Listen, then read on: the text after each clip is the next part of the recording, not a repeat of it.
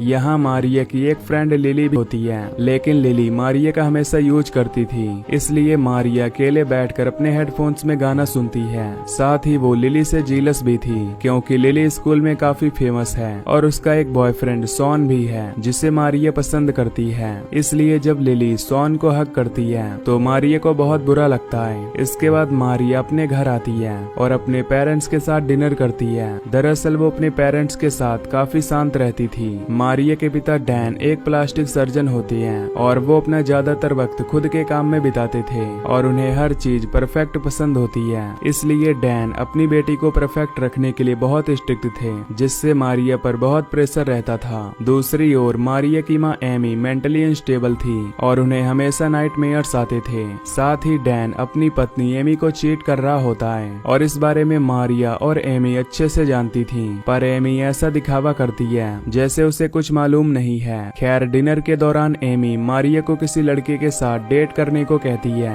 दरअसल prom festival आने वाला था और एमी चाहती थी कि मारिया प्रॉम में अपने दोस्तों के साथ एंजॉय करे, पर मारिया अपनी माँ को चुप रहने का कहती है। तभी डैन भी मारिया से किसी को डेट करने को कहता है, जिससे मारिया को गुस्सा आ जाता है और वो डिनर छोड़कर चली जाती है। दरअसल डैन को अपनी बेटी की परवाह नहीं थी, बल्कि उसे मारिया के कारण शर्मिंदगी महसूस होती थी। इधर डैन एमी से कहता है कि मारिया कैसी लड़की है जिसका कोई दोस्त नहीं है। तभी हम मारिया को देखते हैं जो अपने पिता की सारी बात सुन लेती है, इसलिए वो अपने रूम में जाती है और मिरर में खुद को देखने लगती है। तभी उसे मिरर के पीछे एक फोटो दिखाई देती है, जिसे देख वो काफी हैरान होती है। दरअसल ये फोटो उसी सोनोग्राम का था जो हमने मूवी की शुरुआत में देखा था। यहाँ मारिया उस सोनोग्राम को नजरअंदाज कर देती है। फिर मारिया अपने वॉशरूम में जाती है और बात लेकर अकेले टाइम स्पेंड करती है। तभी मारिया को अपना रिफ्लेक्शन हिलते हुए दिखाई देता है, जिसे देखकर मारिया बुरी तरह डर जाती है। वो उस रिफ्लेक्शन से छिपने लगती है, पर थोड़ी देर बाद वो दोबारा मिरर के सामने आती है और उसे चेक करने लगती है। अब मारिया डरते हुए उस मिरर को साफ करती है। तभी उसका रिफ्लेक्शन उसे देखकर मुस्कुराता है। ये देखकर मारिया अपने रूम में भाग जाती है। अगली सुबह भी मारिया कल रात वाले हादसे से परेशान थी, इसलिए वो नीचे जाकर अपने पिता से बात करने की कोशिश करती है और उसकी माँ ब्रेकफास्ट तैयार कर रही होती है।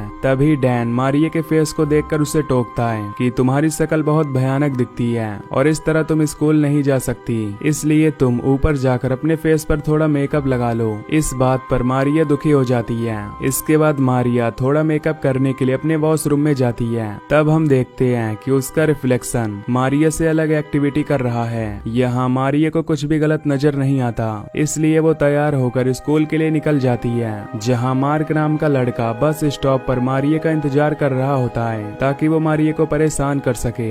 मार्क को देखकर मारिया डर जाती है। तभी अचानक लिली अपनी न्यू कार लेकर वहाँ आती है और मारिया को लिफ्ट देती है। इसके बाद लिली अपने बॉयफ्रेंड सॉन को लेने जाती है, इसलिए मारिया को पीछे की सीट पर बैठना पड़ता है। जब वो स्कूल पहुँचते हैं तो मारिया सॉन और लिली के साथ आगे बढ़ती है, जिस दौरान मार्क मारिया से टकराता है और मारिया को जमीन पर गिरा देता है, जिससे वहाँ मौजूद सभी स्टूडेंट्स मारिया पर हंसने लगते हैं। ये देखकर सॉन मारिया की मदद के लिए उसके पास आता है और मार्क पर चिल्लाने लगता है। सॉन की मदद करने पर मारिया सॉन से इम्प्रेस हो जाती है और उसके दिल में सॉन के लिए प्यार और बढ़ जाता है। अब स्कूल के बाद मारिया घर लौटती है और वो आज के इंसिडेंट से बहुत उदास होती है। तभी उसे एक आवाज सुनाई देती है। थोड़ी देर बाद वो चेक करने के लिए अपने वॉशरूम में पहुंचती है और अपने आप को मिरर में देखने लगती है। इस बार उसका रिफ्लेक्शन उससे बात करता है। ये रिफ्लेक्शन मारिया को अपना नाम एरम बताती है। एरम दिखने में मारिया की तरह ही थी, पर उसका बिहेवियर मारिया से बिल्कुल अलग था। एरम उसे बताती है कि मैं हमेशा तुम्हारे साथ रहती हूँ। फिर एरम मारिया से पूछती है कि तुम क्या चाहती हो। दरअसल एरम मारिया को खुश करने के लिए कुछ भी कर सकती थी और एरम मारिया से वादा करती है कि अगर तुम्हारे साथ कुछ बुरा हुआ तो मैं तुम्हारे लिए बदला भी लूंगी। अगले दिन हम मारिया को देखते हैं जो कि एरम से बात करने के बाद बहुत खुश नजर आती है, इसलिए ब्रेकफास्ट करते समय उसके पेरेंट्स भी उसे नोटिस करते हैं। डैन अपनी बेटी को इतना पॉजिटिव देखकर उसकी तारीफ करता है। फिर मारिया अपने पेरेंट्स को बताती है कि वो सर्दियों में प्रॉम डांस के लिए जाएगी, जिससे मारिया के पेरेंट्स उससे बहुत खुश होते हैं। मारिया अब अपने स्कूल में लोगों से दोस्ती बढ़ाने का फैसला करती है। फिर वो स्कूल में लिली और सॉन से मिलती है। यहाँ मारिया लिली से पूछती है कि क्या तुम मुझे आइस स्केट सिखा सकती हो, जिस पर लिली हाँ बोल देती है। इधर लिली और सॉन मारिया के बदले बिहेवियर से काफी हैरान होती हैं, पर मारिया अभी भी लिली और सॉन के रिलेशन से बहुत जीलस थी। यहाँ तक कि एरम को भी इस बात का एहसास हो जाता है। खैर आज का दिन मारिया अपने पिता के साथ बिताती है, इसलिए वो डैन के क्लिनिक में जाती है और उन्हें काम करते हुए देखती है। यहाँ मारिया को पता चल जाता है कि उसके पिता की गर्लफ्रेंड उनसे मिलने आई हुई है, जिसके बाद मारिया और डैन एक मूवी देखने जाते हैं। दरअसल उन दोनों के बीच का रिश्ता बहुत अजीब था, इसलिए मारिया अपने पिता के बीच रिलेशन को ठीक करने की कोशिश कर रही थी। मूवी देखने के बाद जब मारिया और डैन बाहर आते हैं तब मारिया को मार्क और उसके दोस्त दिखाई देते हैं, जिन्हें देखकर मारिया बहुत डर जाती है और मार्क ऐसा दिखावा करने की कोशिश करता है जैसे वो मारिया का बहुत अच्छा दोस्त है। लेकिन डैन समझ जाता है कि मार्क मारिया को परेशान करता है, इसलिए वो मारिया से बहुत शर्मिंदा हो जाता है। इसके बाद जब मारिया घर पहुंचती है तब डैन उससे कहता है कि मैं जल्द ही तुम्हें तुम्हारा बर्थडे गिफ्ट देना चाहता हूँ। इस रात मारिया एक बार फिर एरम से बात करने जाती है और उसे बताती है कि शायद मेरे पिता मुझे बर्थडे गिफ्ट में कार देना चाहते हैं ताकि मैं स्कूल बस की जगह अपनी कार से स्कूल जाऊं और कोई भी मुझे परेशान न कर सके। अगले दिन मारिया को उसके पिता बताते हैं कि मैं तुम्हारी प्लास्टिक सर्जरी करके तुम्हें अच्छा बना दूंगा और यही तुम्हारा बर्थडे गिफ्ट होगा। ये सुनकर मारिया का दिल टूट जाता है और वो वहाँ से भाग जाती है। अब वो एरम से और भी ज्यादा बात करती है। तब एरम मारिया के पहचान वाले सभी लोगों पर बहुत गुस्सा होती है। मारिया को एरम से बात करके बहुत अच्छा महसूस होता है, लेकिन जल्द ही एमी को पता चल जाता है कि उसकी बेटी मारिया अकेले में किसी से बात करती है और उसके साथ जरूर कुछ गड़बड़ है। जिसके बाद एमी डैन के पास जाकर उससे मारिया के बारे में बात करती है। तब डैन कहता है कि वो मारिया के बारे में अब बात करना नहीं चाहता, इसलिए मारिया को जो अच्छा लगता है उसे वो करने दो। अगले दिन हम लिली और मारिया को एक साथ देखते हैं, जहाँ लिली मारिया को स्केटिंग सिखा रही होती है। मारिया स्केटिंग में अच्छी नहीं थी, इसलिए वो गिर जाती है और दोबारा उठ नहीं पाती।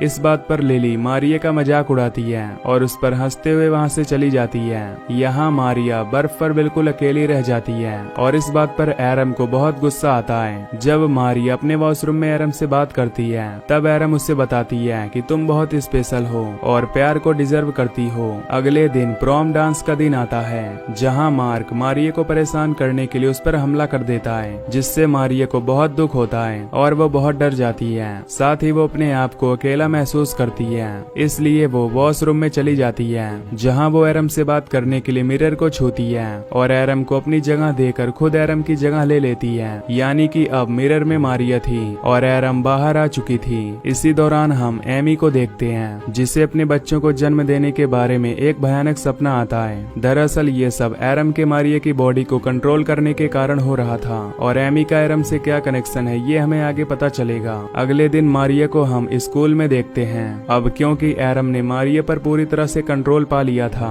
इसलिए मारिया बहुत अट्रैक्टिव और कॉन्फिडेंट लग रही थी। इसी बीच मार्क उसे परेशान करने की कोशिश करता है। तब एरम मार्क को जवाब देती है और उसे धमकी देकर डराती है। स्कूल खत्म होने के बाद एरम घर जाती है और अपनी माँ की मदद करने की कोशिश करती है, जिसके बाद वो एमी को डैन की गर्लफ्रेंड से मिलवाने का प्लान बनाती है ताकि एमी को अपने हस्बैंड की सारी सच्चाई का पता चल सके। पर इस बात पर एमी को अपनी बेटी पर ही गुस्सा आ जाता है और वो उसे थप्पड़ मार देती है। अब हम एरम को मारिया से बात करते हुए देखते हैं, जहाँ मारिया बताती है कि मेरे पेरेंट्स जो कह रहे हैं मुझे वो बिल्कुल भी पसंद नहीं है। इस बात पर एरम कहती है कि जो भी तुम्हें परेशान कर रहा है मैं उससे बदला जरूर लूंगी। इसलिए एरम सबसे पहले मार्क से बदला लेती है और उसके पैर पर वार करके उसे तोड़ देती है। इसके बाद हम एरम को आइस स्केटिंग करते हुए देखते हैं। तब लिली उसे स्केटिंग करते हुए देख हैरान हो जाती है, क्योंकि इससे पहले उसने अपनी दोस्त को इतनी अच्छी स्केटिंग करते हुए नहीं देखा था। यहाँ एरम लिली को शर्मिंदा करने के लिए उसे गिरने पर मजबूर कर देती है, पर गिरने के कारण लिली के सिर पर चोट लग जाती है और उसकी मौत हो जाती है।